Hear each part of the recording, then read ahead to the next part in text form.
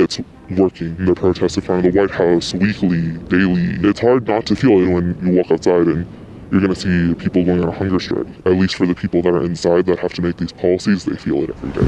The Biden administration has been under an enormous amount of pressure to push Israel to end its massacre of Gaza. Protesters have been following Biden everywhere, at his hotel room, at conferences, and even his personal residence. And now, within the administration. Tonight, we're talking to an anonymous Biden staffer who's one of the main organizers calling for the Biden administration to end Israel's massacre in Gaza.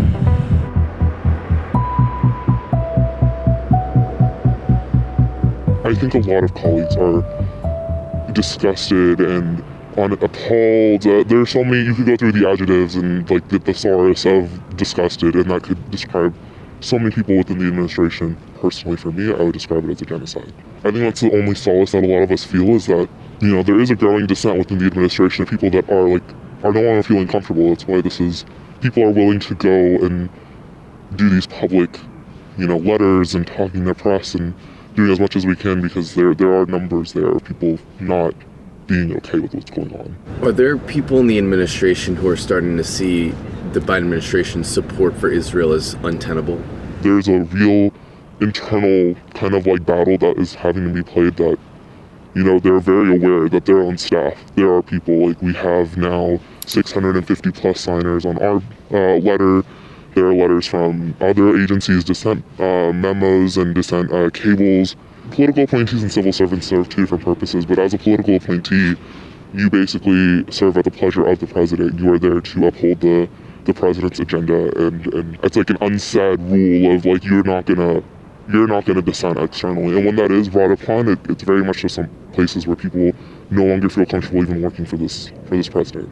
Biden can pick up the phone right now and say, we're ending aid, you gotta stop this. What is stopping the administration from doing that? I think we, as a country, have a precedent of supporting, Israel, of support and unconditional support. And that is something that has been set for 54 to 75 years, since the creation of Israel, and also one of the strongest lobbies, one of the strongest supporters. And while that's, that dam is breaking slowly, gets punctured, I feel every day. The Biden administration's policy on Palestine has been one of its least popular policies, and Arab Americans are saying, they regret voting for Biden. They're not going to vote for him again in the re-election. He's literally become Genocide Joe. People in the administration must be thinking that this could tank his re-election, right? Yeah, and so it's not just Arab Americans that are feeling this dissent, right? It's cross-ethnic, cross-racial young voters, large blocks that came out to get the vote out for the president, get the vote out for this administration and Democrats across the board.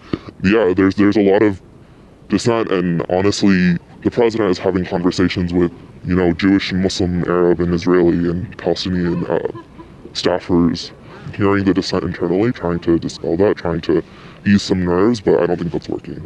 Are the protests working and influencing the administration?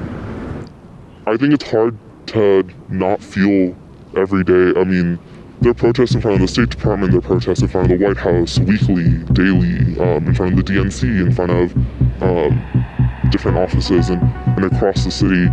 Here in the administration, it's hard not to when you walk outside and you're going to see people going on a hunger strike, or people out here every day protesting.